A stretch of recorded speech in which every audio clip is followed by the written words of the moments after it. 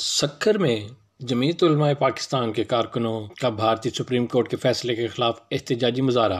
भारतीय supreme court का फैसला मुतासबाना है, रहनुमाओं का खिताब।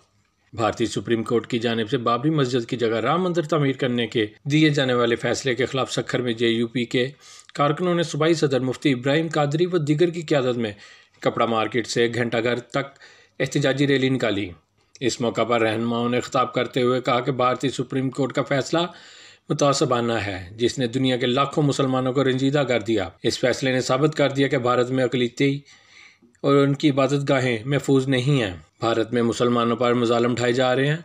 आलमी हुकूमतें इन मज़ालिम का नोटिस लें और भारतीय सुप्रीम कोर्ट के फैसले के खिलाफ आवाज़ बुलंद करें। सक्खर से रिपोर्ट कर रहे हैं CTN न्यूज़ के ब्यूरो चीफ सैयद नसीर हुसैन जैदी।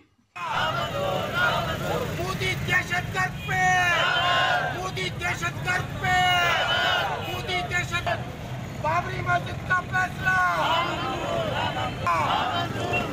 बाबरी मस्जिद का फैसला।